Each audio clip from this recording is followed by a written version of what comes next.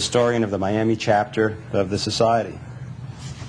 Mr. Lazar, first of all, thank you very much for inviting us into your Well, I'd be home. glad to have you.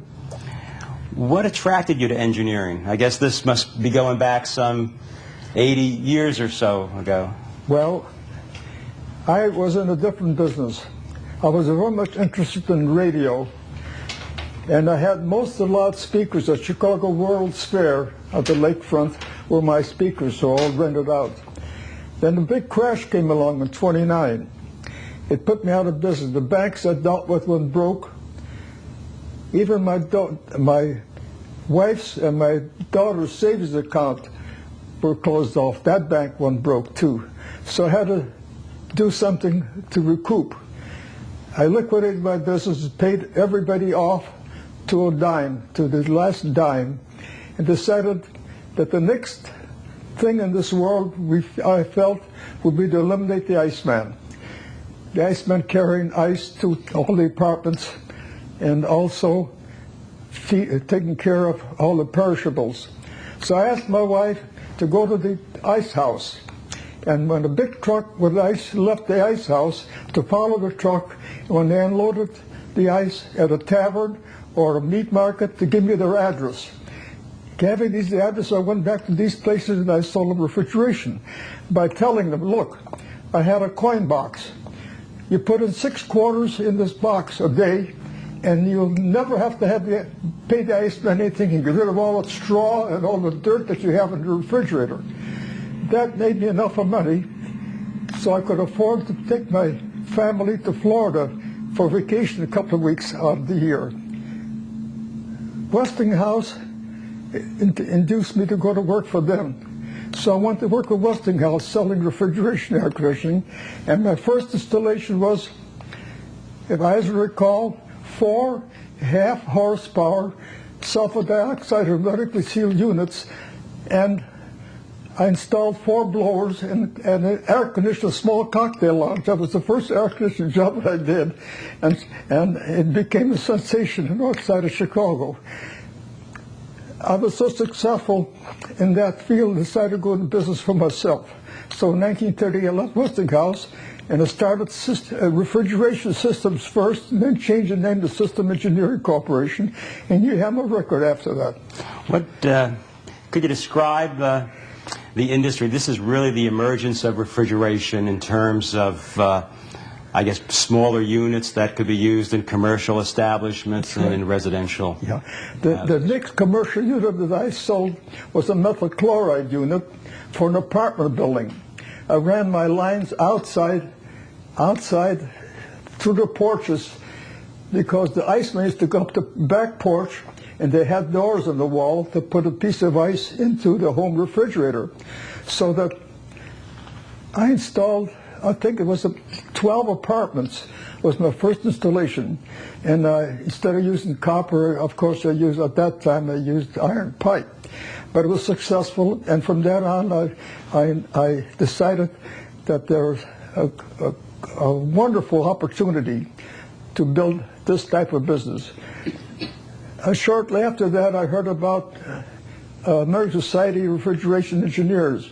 So I joined that, and they've been very helpful. And they, of course, changed their name several times, and the final name today, of course, is ASHRAE, as we know it. I believe that any person that's interested at all in thermodynamics should be a member of ASHRAE. They've helped me tremendously with their manuals each year. Saved me a lot of time at the library hours, saved a lot of library hours, and made it possible for me to expedite my work. I had one instance where they were very valuable. They saved me a lot of money. I got a contract from Chrysler Corporation for an atmospheric test chamber. After I built this test chamber and looked inside, I thought, well, it didn't look well inside. I thought I would paint it. Well, I painted the interior, and from then on I had nothing but trouble. I couldn't get the vacuum down. I blamed the vacuum pump manufacturer. I blamed everybody except myself. That day, And for companies that dealt with medical work and I guess the freezing of plasma. Could you tell us a little bit about your work in that area? When our boys landed in Africa, there was a great demand for blood, and blood, of course, it must be fresh. It will not keep very long. The government asked the pharmaceutical manufacturers to come up with dry blood plasma. Well, I got a call from Commonwealth Edison Company one day asking me to call on Michael Reese Research Foundation in Chicago. I called on Mr. Sidney Levinson, who had charge of the foundation. He told me what his requirements were. He said, we want something that will freeze blood very, very fast and then dry it while it's frozen, because blood is alive. So I told him I thought I could do it. Well, they gave me the contract to develop this product.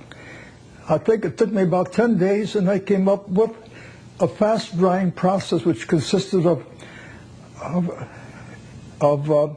making a pan that would hold alcohol, and we brought the alcohol down to 90 below zero, and by putting the bottles on rollers and rolling them horizontally, it would freeze the blood into the interior of the glass, which gave us an opening to center to the neck, gave us a big opening. And that way we were able to freeze blood very fast. And unfortunately, a gentleman happened to come into my place one day and said, I heard that you're building something to freeze blood plasma. I said, yes.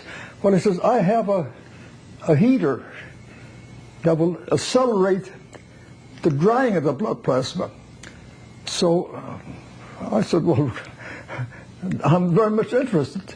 So I had him build a couple of pans with these special resistance heaters operated by Variac. I would put a thermocouple into a pilot bottle of blood plasma, and by keeping the temperature down 4 degrees below melting, we were able to knock out the vapor fast enough so that we were able to dry a batch in approximately 4 hours. And the container that holds the 500 cc bottle of plasma was just the right size for the cabinet I built, and we would dry 100 bottles per shelf, and I had 2 shelves in the steel container, so we were able to dry 200 bottles in 4 hours, which was quite a deal. So the government heard about that, and I guess they must have contacted all the pharmaceutical houses in the country, because I got calls from all over the country for this dryer, and that's how we got our dried blood plasma. It also was possible to dry a lot of miracle drugs. One of them, of course, was BCG, was anti-tuberculosis serum, which Illinois University manufactured by using one of my dryers. It is still in use today at the Cook County Hospital in Chicago. It's a different world through the use of refrigeration. What he invested 5 years after he became a partner. From then on, I was the sole owner. You have a hobby. We see it around your apartment here. Well, can you tell us a little bit about that? My children wanted me to, in 1975, at that time I was 80 years old. 75, yeah, I was 80 years old at the time. They wanted me to retire. And I didn't want to, but they insisted. So I sold my business in 1975. And of course, I can't stand inactivity. So I decided I would pursue a hobby that I like very much, and that's sculpture and abstract art. And so I decided to, instead of using mixed media art, I decided to use an acrylics. People call it Lucite. Lucite is a trade name owned by DuPont, as you know. I preferred another brand called Plexiglass, which is owned by Roman House Company. Although Lucite is very good, but my preference was Plexiglass, and I've been working with Plexiglass ever since. And I found it very interesting, and it's rewarding. What would you say is maybe the single, back to the HV, rested in conservation? Yeah. Very much so. Very much so. As I mentioned to you before, our population was increased by 100 million last year. Add to that the increase of people living longer. Our average span of life today is 75 years, as you probably know. We got millions of people living past 75 today. They require more water. They require water, more water.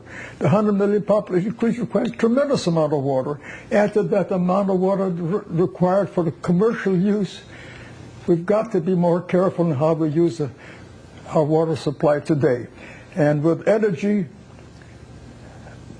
being more expensive by day, sewer costs, your water costs are constantly on the rise. We've got to be more careful and think very seriously about saving energy in every form. What advice would you give to a young person who wanted to pursue? You mentioned the Drake Hotel before. Pardon? You mentioned the Drake Hotel before. Oh. Tell me about the Drake. Well, that was funny. We were doing a large shopping center at Harlem and Irving in Chicago. I think there were about 50 stores. And our men were due to finish the job in the fall of the year. Well, what am I going to do with those men? I tried to keep my men year-round work, but in air conditioning, you do nothing in the wintertime unless you're in heating as well. So I went to the Drake Hotel to the owner. I told him, look, if you do your air conditioning in the wintertime, you'll save a lot of money. Not in the some winter. I've got men there that I want to keep busy for the winter. So I made him a deal. I said, you pay my men, you put my men on your payroll, and I charge them a percentage. And I'll furnish the equipment and engineering. I did the Drake Hotel in 2 winters. Kept my men busy in the wintertime. That's how they got installation there at a reasonable price. And the system is still there. The system is still there, yes, sir. Tell us how you found that. Last year, my great-grandson Mitchell took me downtown, and I asked him whether he'd take me near the Drake. I got my electric card out, and he and I went down to the Drake Hotel, and I went to see the chief engineer. Well, of course, the engineer was there when I was there, was no longer there, and there was a new man there. So I asked him, I told him, look, I air-conditioned this building in 1951. He looked at me, he said, well, is that so? I said, I'm very much interested. How much of that equipment I put in 1951 is still working? So he left. He said, the only thing that changed is the compressor, everything else is still working. That made me feel pretty good. Would you care to make any comments to ASHRAE members? They're going to see part of this videotape at the meeting in Chicago. Do you have any message that you'd like to extend? I would say that they're good businessmen. They're good businessmen. They will have their engineers become ASHRAE members. And they, of course, should be ASHRAE members, because I feel that the ASHRAE organization brings to them everything that's new. They get it first. They learn an awful lot by greeting the ASHRAE. They also see a lot of advertising that make it possible to buy what they want. As an example, our building here. John, would you please, we've got a souvenir for Joe. Would you mind passing this on to him? And this is an ASHRAE hat with a Centennial pin. Thank you. That's wonderful. Thank you. Just fits. Very good. Thank you. On you. Becoming. I'll use it when I ride from here to my shop. Thank you very much. Right. Thank you. Thank you. Excellent. Yeah. Jim, I guess the last thing I just like to do is if you can maybe just get a couple of, just be informal now, but just a couple. An hour. He said, Joe, that's it. That you can pass on to other ASHRAE members who may wish to reach the age of 99? Well, the first, of course, is to take the tea away from Kant. That's the first.